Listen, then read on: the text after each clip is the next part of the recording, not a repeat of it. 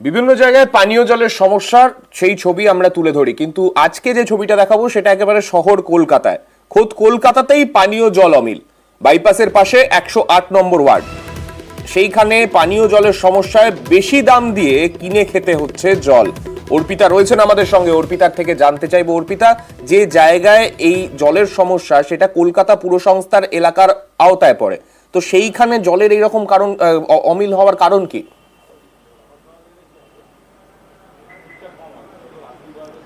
দেখো, জলকষ্টে এবারে দুর্ভোগের শিকার বাইপাসের ধারে 108 নম্বর ওয়ার্ডের আনন্দপুর এলাকায়, আনন্দপুর থানা এলাকায়, এবং সেখানে একাধিক জায়গা রয়েছে।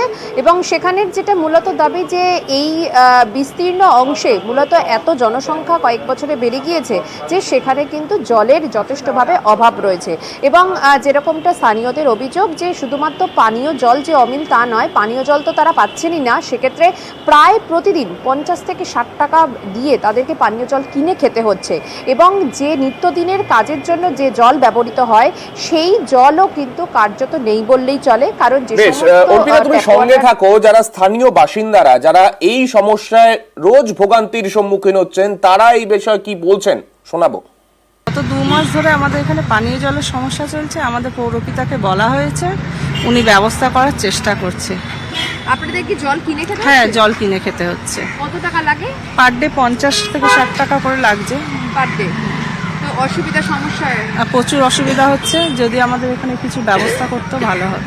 মানে জল তো আমরা পাই না একরকম, এই ইদানিং কিছুদিন যাবৎ আমরা জল পাচ্ছি না।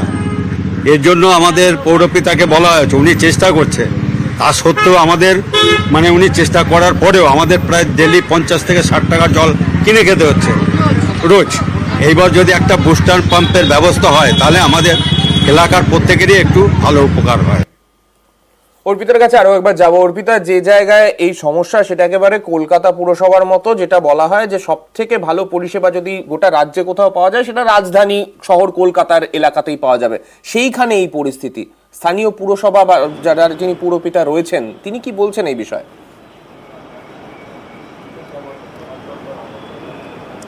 দেখো, এই বিষয়ে জানি তিনি যেটা বলছেন যে ইতিমধ্যেই তিনি কেএমসির সঙ্গে তিনি কথা বলেছেন এবং সেখানে যে মিনি বুস্টার পাম্প সেটা যাতে দ্রুত হয় সেই জন্য তিনি প্রপোজালও তিনি পাঠিয়েছেন।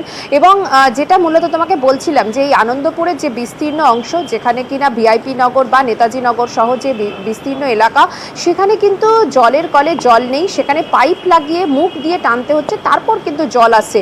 মানে এই দৃশ্য কিন্তু কার্যত বিরলতম। কারণ বিভিন্ন জায়গায় আমরা জানি যে কলকাতা পৌরসভার বিভিন্ন জায়গায় কিন্তু জল নিয়ে খুব একটা কোথাও সমস্যা নেই, কিন্তু একেবারে বাইপাস লাগোয়া আনন্দপুর থানা এলাকা যে অঞ্চল, সেই অঞ্চলে কিন্তু এই ছবি একেবারে ঘরে ঘরে। সেখানে যারা মহিলারা যারা কাজ করছেন তারা বলছেন যে জল শুধু কলেজে জল নেই শুধু তা না, পাইপ দিয়ে টানার পরেও সেটা খুবই যৎসামান্য, যে কারণে কিনা প্রতিদিন তাদেরকে যে রিজার্ভার ভরতে হয়, প্রায় 600 টাকা দিয়ে রিজার্ভার ভরতে হয়, সেটাও তাও 2 দিন চলে।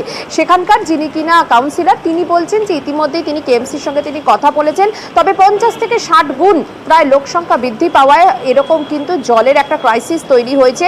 মিনি বুস্টার পাম্প সেগুলো কিন্তু এখানে তৈরি করে তারপরেই কিন্তু পানীয় জলের এই সমস্যা মিটবে। এমনকি পানীয় জল যে বিভিন্ন জায়গায় ছাড়াও যে এমনি কাজের যে জন্য যে নিত্যদিনের যে জল, সেই জলেরও কিন্তু সমস্যা রয়েছে। বেশ, ধন্যবাদ। পানীয় জলের সমস্যাটা হঠাৎ করে হয়েছে। বাইপাসের ডান দিক বাদিক বিস্তীর্ণ অঞ্চলে লোক বসতি প্রত্যেকটা দিন বাড়ছে, যার উপর ভিত্তি করে ধাপা জল প্রকল্প তৈরি করা হয়েছিল। বর্তমানে তার প্রায় 50 গুণ বেশি মানুষ এই অঞ্চলে বসবাস করে। আমরাও চেষ্টা করছি যাতে প্রত্যেকটা ঘরে ঘরে পানীয় জল দেওয়া যায়। আমরা জয়ন্ত প্রকল্প থেকে যে আমাদের এই অঞ্চলগুলোতে জল আসে, সেখানে আমরা দ্বিতীয় একটা প্ল্যান করবার চেষ্টা করছি এবং ওটা শুরুও হয়ে গেছে কাজ। শিগগিরই আমরা সেখানে হয়তো প্রোডাকশন করতে পারবো এবং আমরা কিছু কিছু মিনি বুস্টার পাম্পিং স্টেশনের মাধ্যমে আমরা চেষ্টা করছি যে সমস্ত জায়গায় জলের সমস্যা আছে সেগুলো মেকআপ করবো।